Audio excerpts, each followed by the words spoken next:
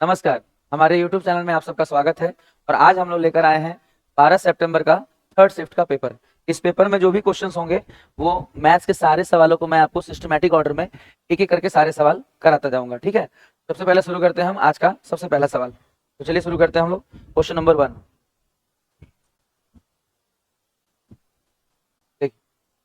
सबसे पहला सवाल है कि ईंधन के मूल्य में 3 क्रमागत महीनों में 15%, 12% और 10% की गिरावट होती है।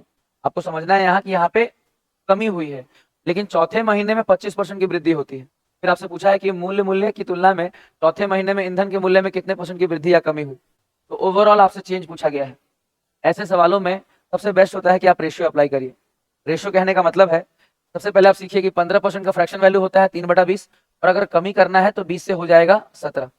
इस तरह से 12% हो जाएगा कम, तो 12% को हम लिख सकते हैं 100 से 88। 10% कम करना हो तो इसका मतलब हो जाएगा 10 से 9। और 25% ध्यान दीजिएगा, यहाँ बढ़ाना है, ये कमी नहीं है, ये वृद्धि है। तो अगर 25% बढ़ाना होगा तो 25% का फ्रैक्शन वैल्यू होता है 1/4, और अगर बढ़ाना है तो हो जाएगा 4 से 5। यही एक बढ़ाना है, बाकी सब में कमी हुआ है। तो इस सवाल में आपको यही टेक्निक सबसे बेस्ट रहता है, रेशियो। इसके अलावा जो भी कटिंग पटिंग हो सकता है काटिए। तो मान लीजिए हम काट रहे हैं 5 दूनी 10, 4 दूनी 8 से इसको काट ले रहे हैं 11 बार में। अब तो कुछ कटेगा भी नहीं, आप देख लीजिए। तो सीधा हो जाएगा 20 गुने 100 2000। और यहाँ हो जाएगा, देखिए अगर आप इसको गुना करेंगे 17 11 तो हो जाएगा 187 सैंडविच वाले रूल से। और 9 से गुना करेंगे तो हो जाएगा 9 7 63 का 3 कैरी 6, और 18 9 162 और 6 168। इस तरह से तो ओवरऑल आप देख सकते हैं कमी हुआ है। 2000 से 1683 हो जाना कमी हो गया। अच्छा, कितने का कमी हुआ? यहाँ 17 हो जाएगा तो 1700 और 300 तो 317। 317 और बटा में कितना 2000 और गुना कितने से 100, तो कमी का परसेंटेज मिल जाएगा। हालांकि कमी हुआ है तो जो अगर ऑप्शन छांटने की बात है तो वृद्धि वाले ऑप्शन गलत है। ये दोनों ऑप्शन क्या है? गलत है, क्योंकि वृद्धि नहीं होगा। अच्छा, कमी वाले में भी ध्यान दें तो 12 नहीं होगा, क्योंकि कभी भी ये कटेगा तो कुछ ना कुछ पॉइंट में आएगा, है ना, पॉइंट में आएगा। तो कभी भी आप इसको बिना सॉल्व किए भी इसका आंसर पॉइंट वाला आंसर मार सकते हैं कि एक ऑप्शन में पॉइंट नहीं है, एक में है, तो आराम से आप पॉइंट वाले ऑप्शन को टिक कर सकते हैं। इस तरह से ये सवाल रेशियो सबसे बेस्ट बनेगा। चलिए आज के अगले सवाल की ओर हम बढ़ते हैं। इस सवाल को देखिए, ये सवाल बहुत ही इजी सवाल है। इसमें साफ साफ दिया है जो पहली संख्या है वो दूसरी संख्या से 5 गुनी है। ये अगर x होगा तो ये कितना हो जाएगा 5x। और एग्जामिनर कह रहे हैं कि गुणनफल 500 है। दोनों संख्याओं का जो गुणनफल है वो कितना है 500 है। तो आपको यहाँ समझना है कि 5x और x का गुना यानी 5x स्क्वायर बराबर 500। 5 से काट लेंगे, x बराबर कितना आ जाएगा बाबू 10। x का मान 10 आ गया। आपसे पूछा गया है इन दोनों संख्याओं का योगफल, 5x और x का योगफल। देखिए लिखा है ना, दोनों संख्याओं का योगफल बताइए। तो 5x और x का योगफल कितना होगा 6x। x का मान अगर 10 है तो 6x का मान कितना हो जाएगा 6 गुने 10, 6 दहा में 60। तो इस तरीके से इस सवाल को आप बना सकते हैं।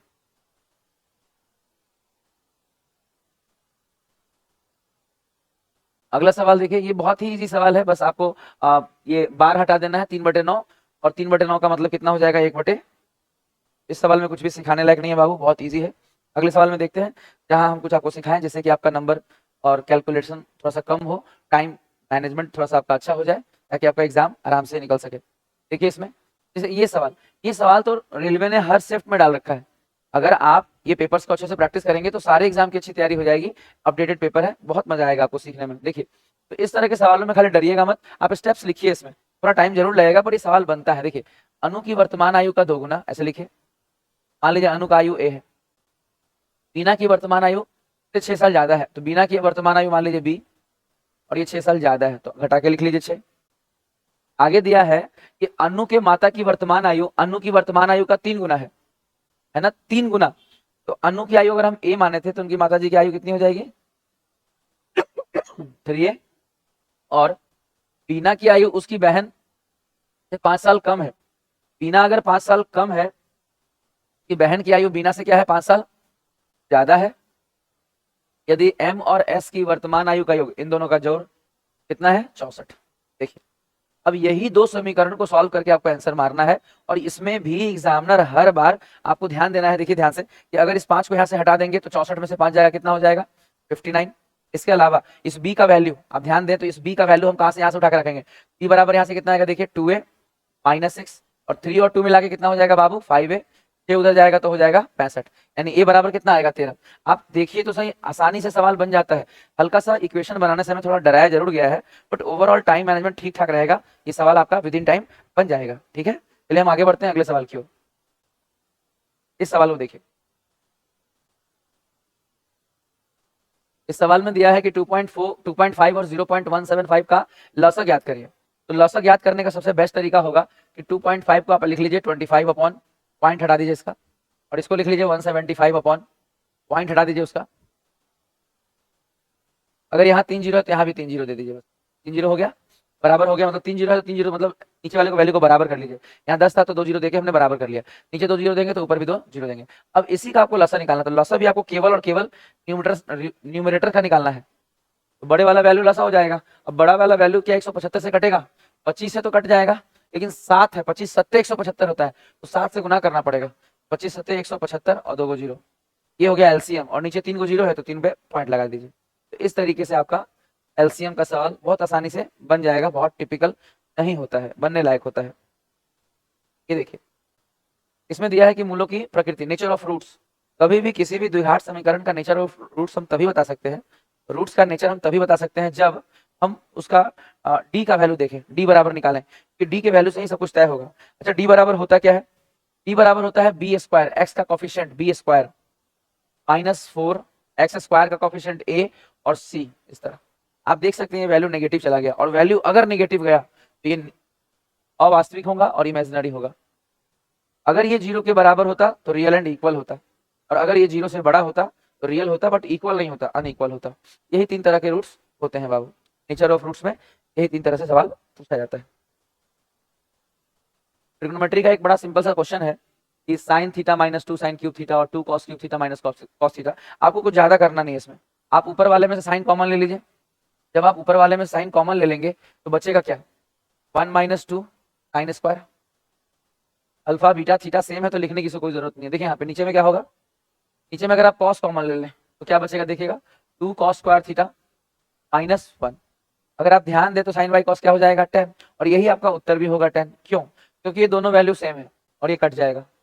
अब ये दोनों वैल्यू सेम कैसे पता चला, अगर आप ट्रिग्नोमेट्री पढ़े हैं, कहीं से भी पढ़े हो बाबू, तो आपने सीखा होगा cos square theta minus sine square theta, इन दोनों का वैल्यू यही सेम, ये तीनों बराबर है। यानी cos square theta minus sine square theta में अगर आप कॉस स्क्वायर को साइन स्क्वायर में कन्वर्ट करेंगे तो होगा 1 माइनस साइन और 1 माइनस 2 साइन हो जाएगा, और अगर आप साइन को कॉस में करेंगे तो ये हो जाएगा। यानी इसी का दोनों अलग अलग रूप है, इसीलिए दोनों क्या है, सेम वैल्यू है। ये दोनों क्या है, सेम वैल्यू है, तो ये आराम से कट जाएगा। इसका आंसर कितना हो जाएगा, tan थीटा। इस सवाल को देखिए, इसमें लिखा है कि किसी राशि पर 3 साल में प्राप्त साधारण ब्याज राशि का 2/5 भाग के बराबर है। ऐसे सवालों में बहुत ज्यादा कुछ नहीं करना है, आपको सिर्फ लिखना है मूलधन गुना, मतलब राशि जो हो गया मूलधन गुना दर कितना है, दर नहीं, यही तो पूछा गया है, और टाइम कितना है 3 साल। मूलधन गुना दर गुना समय बटा 100 बराबर ब्याज। यानी जो ब्याज है वो राशि के जो ब्याज है वो राशि के मूलधन का 2/5 के बराबर है। बस हो गया, केवल ब्याज बराबर ब्याज का फॉर्मूला रख के आप इसे आसानी से काट सकते हैं, प्रिंसिपल अपने आप कट जाएगा। रेट बराबर जो आएगा देखिए 5 से काट के 20 और 20 दूनी 40 बटा, ये बहुत सिंपल फॉर्मूले से, जो सिंपल इंटरेस्ट का सबसे बेसिक फॉर्मूला होता है, ये सवाल बन जाएगा। ठीक है, हम आगे बढ़ते हैं, अगले सवाल की ओर चलते हैं। आज के इस सवाल को देखिए, इस सवाल में दिया है कि वह द्विघात समीकरण ज्ञात करे जिसके मूलों का योगफल -3/5 हो और मूलों का गुणनफल 2/5 हो। तो आपको बस इस तरीके के सवाल में दो ऑप्शन है, दो तरीके हैं। एक तरीका तो यह है कि आप डायरेक्टली ऑप्शन देखें, जो सबसे बेस्ट रहेगा। आप ऑप्शन में देखें कि चारों ऑप्शन में से किस ऑप्शन में अल्फा प्लस बीटा यानी मूलों का जो योग है, मूलों का जो योगफल है वो -3/5 आएगा। तो अगर आपको पता हो कि अल्फा प्लस बीटा बराबर -b/a होता है, तो -b मतलब x का कोफिशिएंट -b/a करेंगे तो क्या यहाँ पे 3/5 आ जाएगा, देखिए तो कभी नहीं आएगा। यहाँ करेंगे तो 1/5 आएगा, यहाँ 7/5, यानी 3/5 केवल और केवल कहाँ पे आएगा, इस वाले में ही आएगा। तो -b/a करने पर केवल और केवल फोर्थ ऑप्शन से ही आपका ये सवाल बनेगा। तो आप आराम से फोर्थ ऑप्शन टिक कर सकते हैं अगर ऑप्शन इस्तेमाल करते हैं। तो अगर आप ऑप्शन इस्तेमाल नहीं करते हैं तो फिर एक तरीका ये डेवलप कर सकते हैं कि x² minus alpha plus beta x plus alpha into beta is equal to 0। और यहाँ पे अल्फा प्लस बीटा की जगह आप -3/5 पुट कर दीजिए और गुणनफल की जगह आप 2/5 पुट करके भी इक्वेशन बना सकते हैं, पर इससे कहीं ज्यादा आसान होगा कि आप ऑप्शन से इस तरीके के सवालों को बनाइए। ऑप्शन से बनाइएगा तो आपका वक्त बचेगा। चलिए हम आगे के सवाल देखते हैं। इस सवाल में दिया है कि आयत का क्षेत्रफल क्या होगा। ये एक तरह से बस हल्का सा एक सवाल है, बहुत इजी। इस सवाल में आपका जो वक्त बचेगा या और अच्छे सवालों में वो वक्त लग जाएगा। यहाँ सिर्फ आपको देखना है कि क्षेत्रफल कितना होगा, तो लंबाई गुना चौड़ाई। आपको केवल 13 गुना क्या कर देना है, 12। ये सवाल बहुत आसानी से बन जाएगा। चलिए हम आगे बढ़ते हैं आज के सवालों में और आगे बढ़ा जाए। देखिएगा 12 सितंबर जो थर्ड शिफ्ट में जो क्वेश्चन आया है उसमें जो 10 क्वेश्चन के बाद 11वां क्वेश्चन जो है, देखिए लिखा है 5 साल पहले ए, बी और सी की औसत आयु 35 वर्ष थी। यानी 3 लोगों की औसत आयु कितनी है, 35। लेकिन कब, 5 साल पहले। अभी कितनी होगी, 3 लोगों की औसत आयु अगर 5 साल पहले 35 थी तो अभी 5 बढ़ गया होगा तीनों का, तो औसत कितना हो गया होगा, 35 5 40 का औसत हो गया होगा। यहाँ से आपको समझना है कि 3 लोगों का जो आयु का योग है ए बी सी का, अगर औसत 40 हो गया होगा तो योग कितना हो जाएगा, 120। 3 लोगों का है तो 3 से मल्टीप्लाई हो गया। इसके अलावा दिया है कि आज से 5 साल बाद ए और सी की औसत आयु 48 हो जाएगी। तो 5 साल बाद अगर 48 हो जाएगी तो अभी कितना है, 5 कम कर दीजिए, 43। और 2 लोगों का है, किसका किसका, ए और सी का। तो ए और सी का अगर आयु का एवरेज 43 है तो योग कितना हो जाएगा, 43 का दुगना, क्योंकि 2 लोगों का है, ए और सी का है। जब ए प्लस बी प्लस सी में से ए प्लस सी माइनस कर देंगे तो बी का निकल जाएगा, और बी का कितना निकलेगा, या माइनस कर दीजिए, कितना आ जाएगा, 34। एग्जामिनर ने कहा है बी की आयु चाहिए लेकिन कब, 3 साल बाद। तो अगर बी अभी 34 का है तो 3 साल बाद 34 और 3 33। इस तरीके से ये सवाल बहुत ही मामूली है, बहुत ही नॉर्मल तरीके से आप सवाल को बना सकते हैं। चलिए हम आगे बढ़ते हैं अगले सवाल की ओर। देखा जाए इस सवाल में आपको सीखने के लिए क्या मिल सकता है। इसमें दिया है 5 संख्याओं का औसत 15 है, यदि 4 संख्या इतनी इतनी है तो 5वीं संख्या क्या होगी। ऐसे सवालों में आप डेविएशन टेक्निक इस्तेमाल करें, क्योंकि इसमें बहुत आसानी से आप डेविएशन लगा सकते हैं। तो औसत दिया है 15, और अगर ये 10 है तो ये कितना कम है, अगर ये 12 है तो ये कितना कम है, अगर ये 14 है तो ये कितना कम है, अगर ये 18 है तो 15 से ज्यादा है, कितना ज्यादा है। जब आप इसको सॉल्व करेंगे तो +3 -3 कट जाएगा, और -5 और -1 -6 हो जाएगा। तो बस आपको 5वां नंबर के लिए +6 करना पड़ेगा, ठीक है। तो 15 और 6 जोड़ दीजिए, नंबर कितना मिल जाएगा, 15 और 6 21। इस तरीके से अगर आप इसको बनाते हैं तो पुराने वाले मेथड से ये बढ़िया रहेगा, ठीक है। चलिए और अच्छे मेथड को सीखते हैं और अच्छे सवालों की तरफ बढ़ते हैं। इस सवाल में देखिए, इस सवाल में दिया है कि यदि एक दुकानदार 10% छूट देने के बाद 45 प्रति वस्तु की दर से 25 वस्तुएं बेचता है और 50% का लाभ कमाता है, यदि वो छूट ना दे, यदि छूट नहीं दी जाती तो प्राप्त लाभ का परसेंटेज क्या होगा।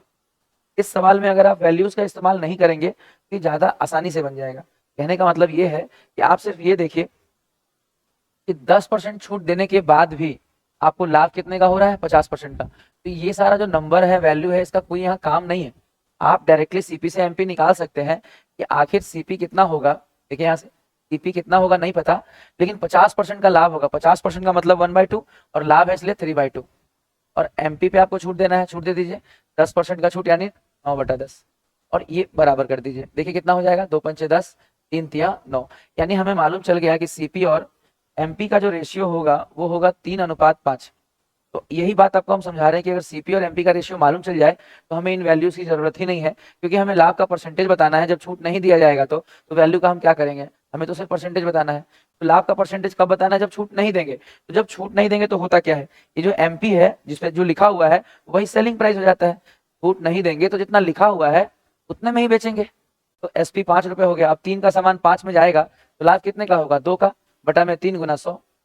2/3 गुना 100 कितना हो जाएगा, 66.2/3, या 66.66, या कभी कभी 66.67 भी लिखा रहता है।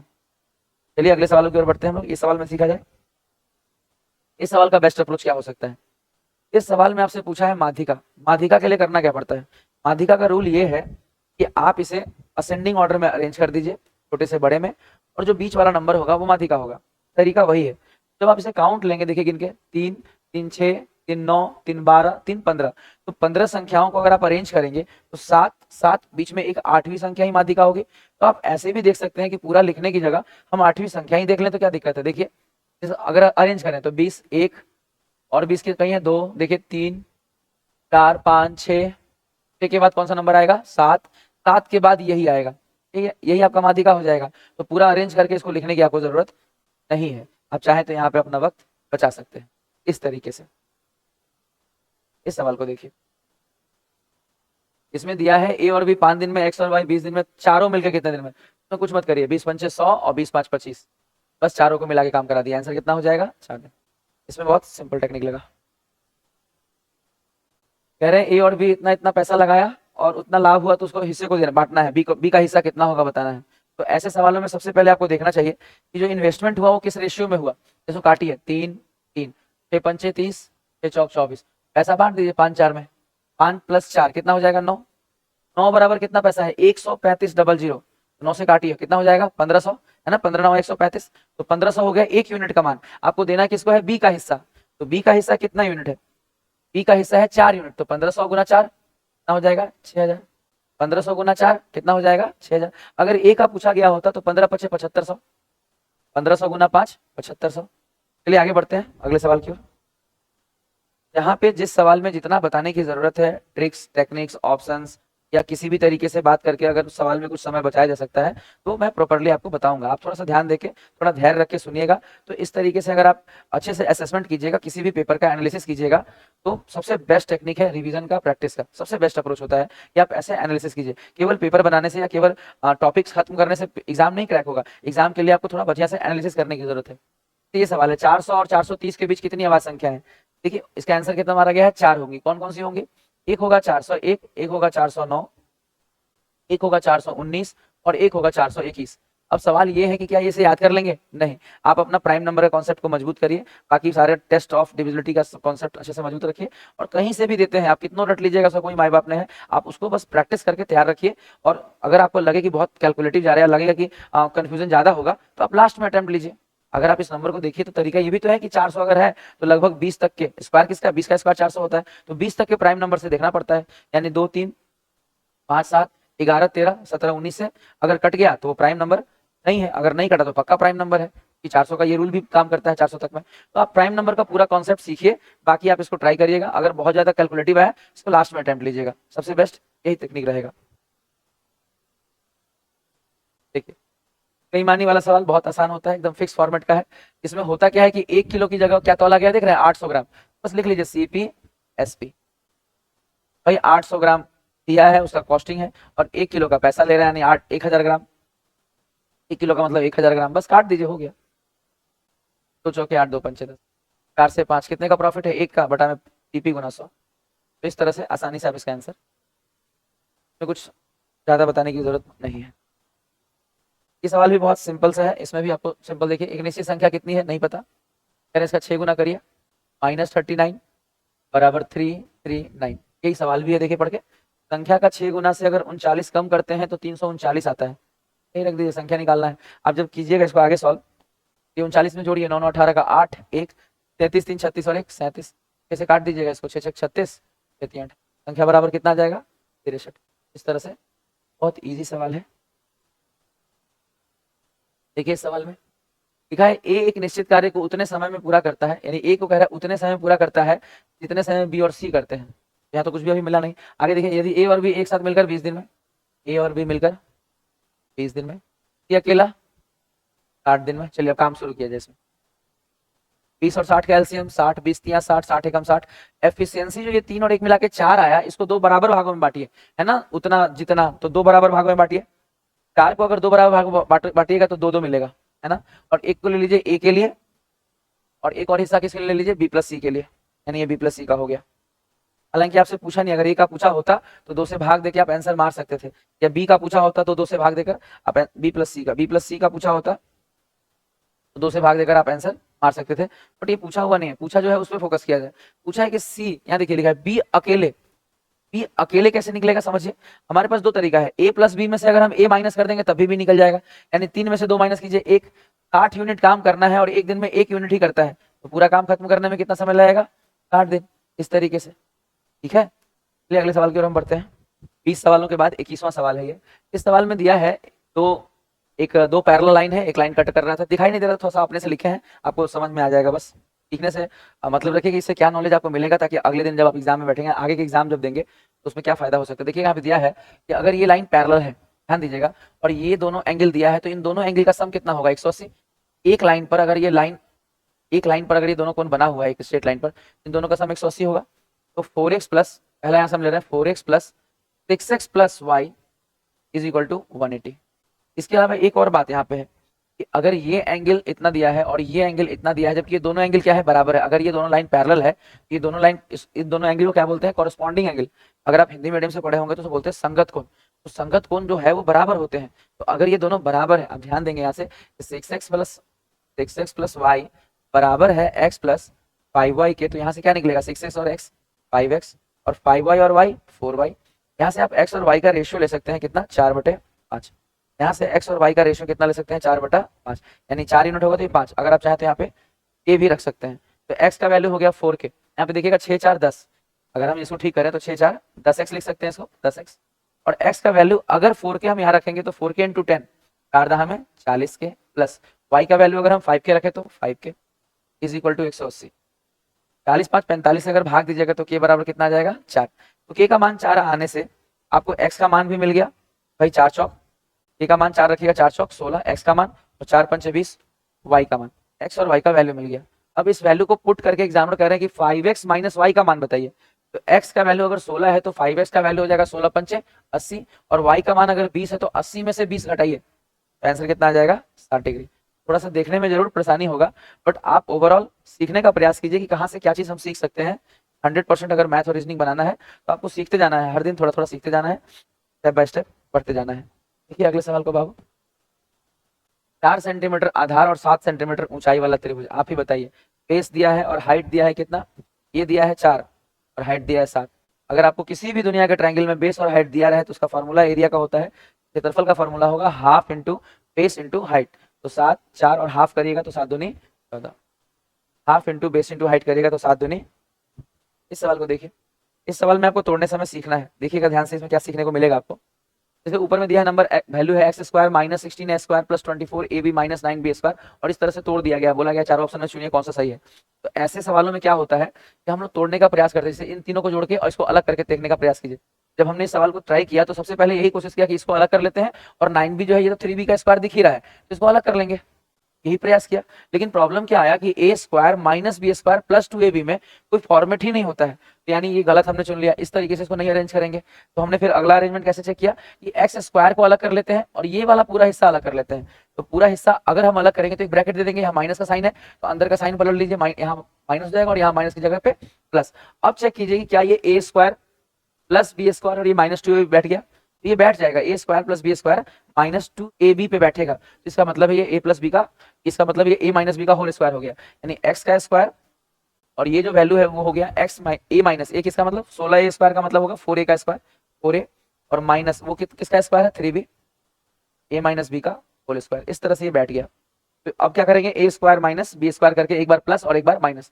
प्लस वाले में प्रॉब्लम नहीं है, प्लस वाले में बच्चों से गलती नहीं होता, अगर इन दोनों को लोग प्लस में लिखेंगे तो गलती नहीं होगा, x plus 4a minus 3b, ये सही रहता है। आप एक चीज बस ध्यान रखिए कि जब आप माइनस करेंगे, एक्स माइनस करेंगे, माइनस यूज करेंगे, जब आप एक बार जोड़ रहे हैं एक बार घटा रहे हैं, ए प्लस बी ए माइनस बी कर रहे हैं, तो माइनस करते समय यहाँ ध्यान रखिएगा जब ये माइनस आप लिखिएगा तो ये वाला माइनस जो है ये प्लस हो जाएगा। बस अगर आप इतना छोटा सा बात ध्यान रखेंगे तो गलत होने का कोई स्कोप नहीं रहेगा, बिल्कुल एक्यूरेट बनेगा। ठीक है, हम आगे बढ़ते हैं, मिला लीजिए आंसर, ये वाला सही हो जाएगा। अगले सवाल की ओर हम लोग देखते हैं। अगला सवाल, इसमें भी थोड़ा सा प्रिंटिंग इशू था, थोड़ा ठीक कर दिया गया है। आप सीखिए इसमें क्या दिया है कि 140 विद्यार्थी साइकिल का उपयोग करते हैं। अगर साइकिल की बात करें तो ये लास्ट वाला है बाबू, 8% का वैल्यू, तो 8% का वैल्यू कितना दिया है 140। समझिएगा यहाँ पे कि 140 जो है वो 8% का वैल्यू है, और आपसे पूछा गया कुल विद्यार्थी, तो कुल कितना परसेंट, 100%। 4 दूनी 8, 4 2500, 2 से काटेंगे तो 70, 25 सत्ते 175 पे 0। इस तरीके से ये सवाल आपको बनाना है। आगे के सवाल देखते हैं। इसमें दिया है कि जनवरी से लेकर अप्रैल तक का जो वृद्धि है उसका परसेंटेज चाहिए। तो जनवरी में कितना है 90, अप्रैल में कितना 105, वृद्धि कितना हुआ देखिए 90 से 105 यानी 15 बटा में छोटी संख्या गुना 100, वृद्धि का परसेंटेज निकल जाएगा 15 छक्का 90, 1/6, 16.2/3, 17% दिया गया क्योंकि अनुमानित बोला गया, हालांकि एग्जैक्टली होगा 16.2/3% या फिर 16.6% भी, और कभी कभी 16.7% भी इसका आंसर रहता है, हालांकि इस बार अप्रॉक्स वैल्यू 17 दिया हुआ है। तो इस तरीके से ये सवाल बनेगा। आज के आखिरी सवाल को देख लीजिए बाबू। इस सवाल में ये सवाल बस आपका टेस्टिंग है कि आप पावर को कैसे देखते हैं। क्या आप ये जानते हैं किसी भी संख्या के पावर में जब 0 होगा तो उसका वैल्यू क्या होगा 1, इसका वैल्यू भी क्या होगा 1 माइनस 1 प्लस 1 ब्रैकेट, यहाँ भी गुना 1 1 1 कैंसिल हो जाएगा, 1 प्लस 1 2 2 इंटू 1 2 ही रहेगा। तो इस तरीके से हमने आपके सारे क्वेश्चन को सही तरीके से बनाने का सिखाने का प्रयास किया है। आज के लिए इतना ही।